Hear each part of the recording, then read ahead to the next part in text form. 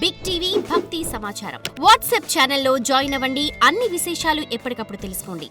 గురుగారు, చనిపోయిన వారి ఇంట్లో ఎవరి ఇంట్లో అయితే చనిపోతారో వాళ్ళ ఇంట్లో సంవత్సరం లోపు శుభకార్యం జరగాలని కొంతమంది అంటూ ఉంటారు.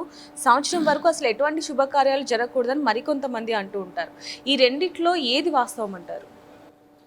ఇప్పుడు చూసుకున్నట్టయితే ప్రతి ఇంట్లో చనిపోయిన వారికి సంబంధించి సంవత్సరికం పాటించాల్సి ఉంటుంది.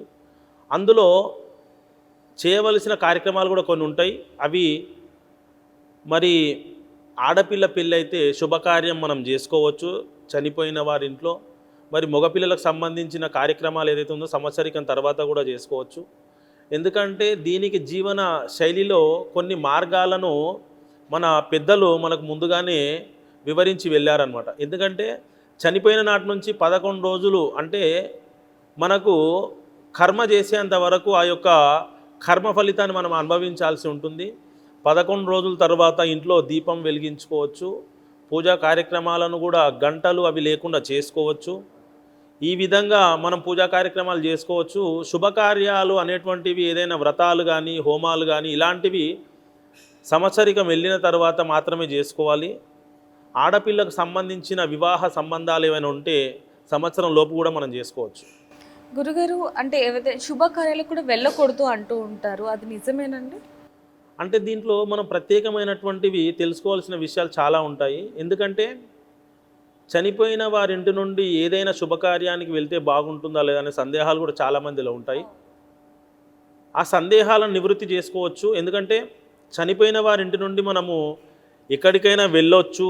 11 రోజుల కర్మ తర్వాత ఏమైనా కార్యక్రమాలు కూడా చేసుకోవచ్చు. దానికి ముత్తైదువులకు సంబంధించిన పూజా కార్యక్రమాలలో పాల్గొనడం నిషేధముగా ఉంటుంది. మిగతా పూజా కార్యక్రమాలలోనూ అలాగే శుభ ముహూర్తాలలోనూ కూడా పాల్గొచ్చుకోవచ్చు. అది చాలా ముఖ్యమైన విషయం. గురుగారు, ముఖ్యంగా చనిపోయిన ఎవరైతే ఇల్లు వాళ్ళు కుటుంబ సభ్యులు ఉంటారో వాళ్ళు గుళ్ళకు కూడా వెళ్ళటానికి ఆలోచిస్తారు. సంవత్సరం లోపు గుళ్ళకు వెళ్ళొచ్చు అంటారా? ఇది మాత్రం చాలామందిలో ఉన్న సందేహం ఏంటంటే చనిపోయిన తర్వాత మేము ఏ గుడికైనా వెళ్ళొచ్చా, దర్శనాలు చేసుకోవచ్చా అని చాలామంది అడుగుతుంటారు. సో అది పూర్తిగా అవాస్తవం. ఎందుకంటే చనిపోయిన నాటి నుండి కర్మలు జరిగిన తర్వాత మన ఇంట్లో దీపం వెలిగించుకోవాలి. అలాగే దేవాలయాల దర్శనాలకు కూడా వెళ్ళొచ్చు. పూజా కార్యక్రమాలు చేసుకోవడం నిషేధం, కానీ దర్శనాలకు సంబంధించి ఎటువంటి దేవాలయంకైనా వెళ్ళొచ్చు. ఇలాంటి దేవాలయంకు వెళ్ళి తమ యొక్క పూజా కార్యక్రమాలను నమస్కార రూపంలో కానీ లేదైనా దర్శన రూపంలో కానీ తెలుసుకోవచ్చు, తీసుకోవచ్చు. గురుగారు, ఇందాక మీరు అన్నారు అంటే దీపం పెట్టుకోవచ్చు చనిపోయిన రోజు నుంచి అన్నారు. చాలామంది కూడా దీపం కూడా పెట్టుకోవడానికి ఆలోచిస్తారు. దాని గురించి ఏం చెప్తారు? అంటే చనిపోయిన నాటి నుండి దీపాలు ఎందుకు పెట్టుకోవద్దు అంటే ఆ యొక్క 11 రోజులు చనిపోయిన వారి ఆత్మ ఆ ఇంటి ఆవరణంలో తిరుగుతుండడం, తద్వారా ఆ యొక్క కర్మ వారికి తొలగకుండా ఉండడము, ఆ యొక్క కర్మ సిద్ధాంతం ప్రకారంగా వారికి ఆ అంటు కార్యక్రమాలు 11 రోజులు శ్రాద్ధకర్మలు నిర్వర్తించే వరకు ఉండటం.